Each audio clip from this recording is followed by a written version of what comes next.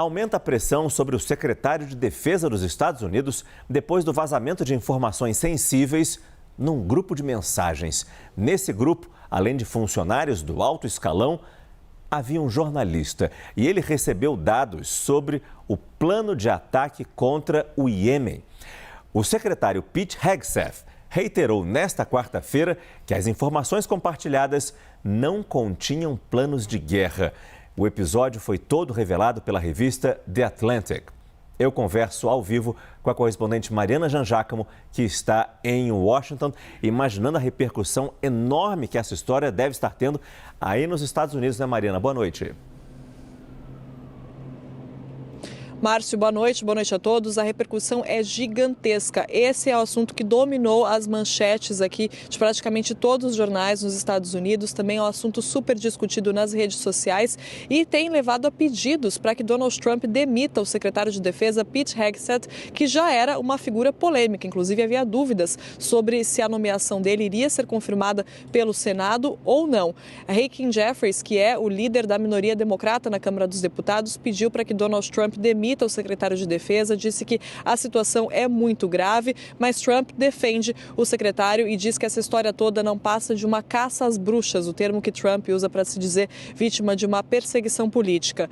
Hoje o assunto foi mais uma vez tema de uma audiência no Senado. Os senadores tentam entender se autoridades do governo Trump, como o secretário de Defesa, Pete Hegseth, também o conselheiro nacional de segurança dos Estados Unidos, Mike Waltz, e até mesmo o vice-presidente dos Estados Unidos, J.D. Vance, que também estava nessa conversa, teriam colocado informações confidenciais, informações de segurança dos Estados Unidos em risco e teriam colocado, então, por causa disso, exposto mais os soldados americanos a riscos também, já que essas informações poderiam ter caído em mãos erradas. O jornalista, o Jeffrey Goldberg, o editor da The Atlantic, que foi colocado nessa conversa por acaso, diz isso, que ele foi colocado lá, mas quem poderia? Foi um aplicativo de mensagens comum, que oferece um nível a mais de segurança do que os aplicativos que a maioria das pessoas usam, mas ainda assim não é um canal do governo, não é um canal que o governo usa para esse tipo de comunicação. Então agora o Senado tenta entender se o governo Trump desrespeitou o ato de espionagem de 1917 que protege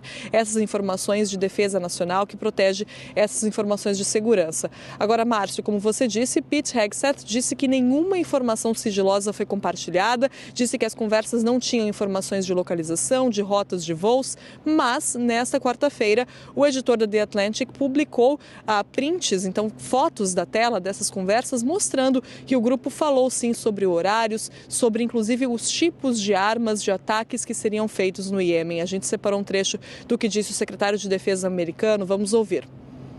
Nobody's texting war plans. Well, I noticed this morning out came something that doesn't look like war plans. And as a matter of fact, they even changed the title to attack plans because they know it's not war plans. There's no units, no locations, no routes, no flight paths, no sources, no methods, no classified information. Lorival Santana, nosso analista de internacional.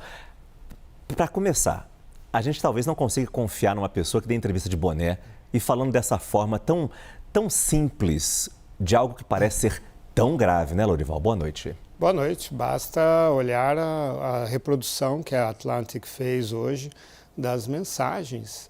Elas colocam horários de bombardeios, dizem quais aviões que vão bombardear, falam os armamentos que serão usados, falam os drones, os modelos de drones que serão usados, horários, dias e locais.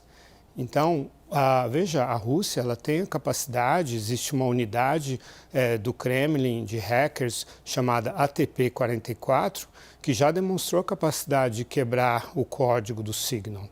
A Rússia poderia ter visto essas mensagens, poderia ter comunicado ao Irã.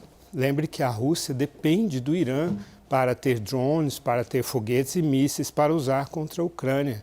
O Irã poderia ter derrubado esses aviões americanos, porque essas informações foram colocadas nesse grupo 2 horas antes dos bombardeios. É tempo de sobra para preparar um contra-ataque com essa informação preciosíssima que foi, sim, compartilhada pelo secretário de Defesa Pete Hegseth.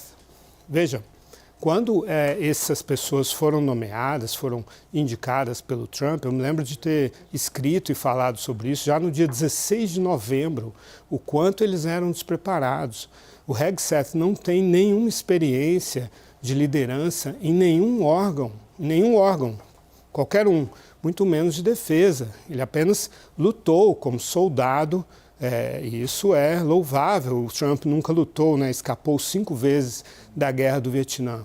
Ele lutou, mas isso não é uma credencial suficiente para liderar o Pentágono. Ele é acusado de abuso sexual de mulheres. E a Tulsi Gabbard, que é a chefe diretora nacional de inteligência, ela era uma deputada democrata em 2017, ela foi para a Síria, ela visitou a Síria, que era inimiga, o regime sírio era inimigo dos Estados Unidos.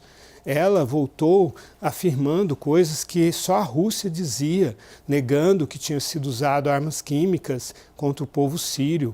Depois tem compartilhado propaganda da Russia Today, RT, que é uma plataforma de propaganda da Rússia.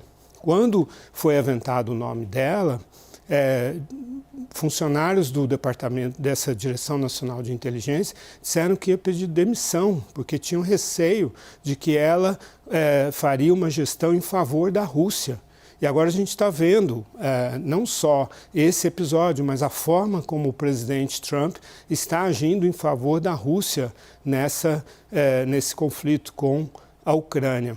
A única pessoa que agiu de forma profissional nesse grupo foi o jornalista Jeffrey Goldberg, porque ele não divulgou as informações confidenciais. Agora já faz quase 2 semanas que aconteceu esse ataque. Assim mesmo, ele ainda mantém em sigilo o nome do agente da CIA que foi colocado nesse grupo. Já esses funcionários do governo estão agindo de forma totalmente amadora.